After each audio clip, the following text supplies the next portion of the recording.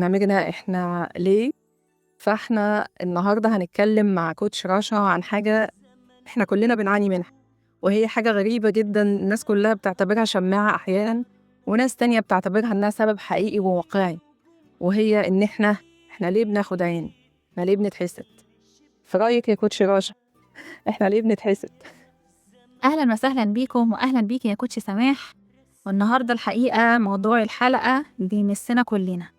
هو احنا دي بنتحسد؟ الحقيقة إن الحسد ده طاقة سلبية تخرج من الإنسان لما يكون نفسه يحقق اللي قدامه محققه. والحسد ده قصته كبيرة أوي، قصة ليها كده دوافع كتير. يعني أخد من كلامك مثلا يا كوتش رشا وأقول إن كل ذي نعمة محسود، فإحنا ذوي النعم هم اللي محسودين. طب أنا عايزة أقول لك بقى، إذا كان العربية اللي كان بيجرها حصان كان بيتحط عليها خرزة زرقاء ويقول إيه يا ناس يا شر يا قر. فهي الفكرة فعلا في النعم اللي إحنا مش حاسينها وعايزينها تبقى معانا، ولا فعلا ممكن يكون صاحب النعمة نفسه مش حاسس بقيمتها بس اللي محتاجها هو اللي حاسس بقيمتها؟ قوليلي رأيك إيه في الموضوع ده؟ والله هو الإجابتين صح. يعني ساعات البني آدم بيحسد اللي قدامه لأنه فعلا نفسه في اللي عنده وهو مش قادر يحققه بقى. يعني مثلا مقارنة اجتماعية، يا مش عارف يقدر ذاته، هو مش مقدر أساسا قيمة النعمة اللي هو فيها. باصص على اللي في إيد غيره وهو مش باصص في اللي معاه، مع إن هو يملك من النعم اللي تخليه يعني مدعاة للحسد أساسا، بس هو مش مدرك ده. حقيقي يعني أخد من كلامك ونفتكر دايما إن إحنا كلنا متساويين في ال40 نعمة. هل إحنا فعلا متساويين في ال40 نعمة من وجهة نظرنا؟ والله ربنا عز وجل خلقنا كلنا. لعلمك أنا عايزة أقولك على حاجة، إن من أنواع العدل أساسا إنك تدي اللي قدامك على مقدار ما يتحمله، سواء بالزيادة أو بالنقصان. معنى كده إن ربنا عز وجل العادل هو إدى كل واحد بمقدار اللي فعلا يقدر يشيله. ما هو يمكن لما أنا أديكي بزيادة قوي أنتي تخطئي، ويمكن لما نمنع عنك بزيادة قوي برضو تخطئي. فربنا مدي كل واحد بمقدار النعمة اللي يقدر يشيلها، سواء بالسلب أو بالإيجاب.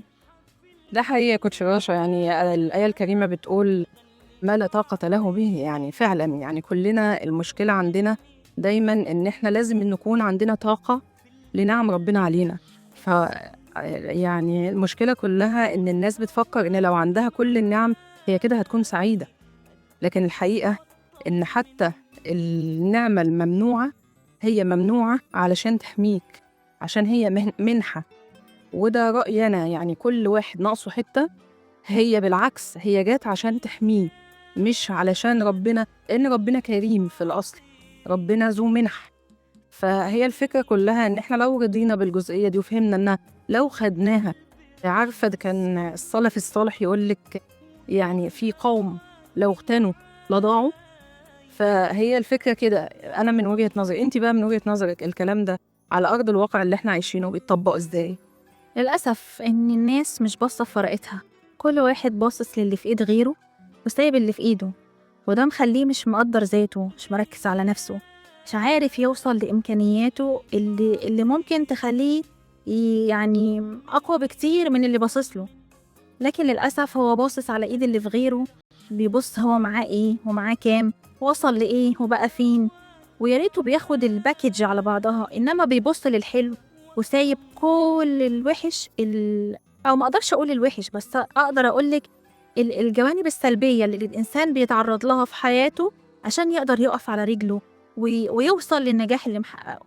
بالظبط. يعني أفهم من كلامك إن هو ما بصش على معاناة الشخص، ولا على الرحلة اللي تحملها في السعي، ولا على المصاعب اللي جت ومر بيها وعدى منها ووجعته وألمته ووقفته كتير، ولا على السقطات اللي وقع ووقف وقع ووقف لغاية ما وصل للنجاح اللي هو فيه. عشان كده احنا بنبتدي ننصح الناس وننصح أنفسنا بإن احنا دايما نبص للرحلة، وكل واحد فينا دايما يحمد ربنا على المهارة اللي عنده، لأنها ممكن تكون مهارة صغيرة قوي لكن مهمة جدا جدا جدا في حياة الآخرين. وفي نهاية الحلقة حابة منك توصية يعني للناس جميعا إن إحنا لو عملنا إيه هنرضى. بنصح نفسي وبنصح الجميع، بص جواك واعرف ما تملكه وقيمة ما تملكه، اشتغل على نفسك، ما تبصش على غيرك. يعني وامتن إلى ربنا، امتن لنفسك وعلى كل ما أنت به من نعم، صدقني هتبقى في حتة تانية خالص. ده حقيقي، يعني ده خير ختام يا كوتش رشا، الامتنان. امتن فعلا، نعمة الامتنان والشكر. ربنا قال يعني إن شكرتم لأزيدنكم. فحقيقي إحنا كلنا محتاج نقول شكرا لله. وشكرا جدا على الحلقة الجميلة، شرفتيني جدا كوتش رشا. شكرا ليك يا كوتش سماح، وأشوفكم إن شاء الله الحلقة الجاية في برنامجكم هو إحنا ليه. استنونا في الحلقة الجاية من برنامجكم هو إحنا ليه، موضوع جديد وفكرة مختلفة، كلام يمكن يغير نظرتكم للحياة. ما تفوتوش الحلقة. فرحي لو قضى حبيبتي تبقى معاي، من غيرها مش حرضى، ساعات أتوه مرات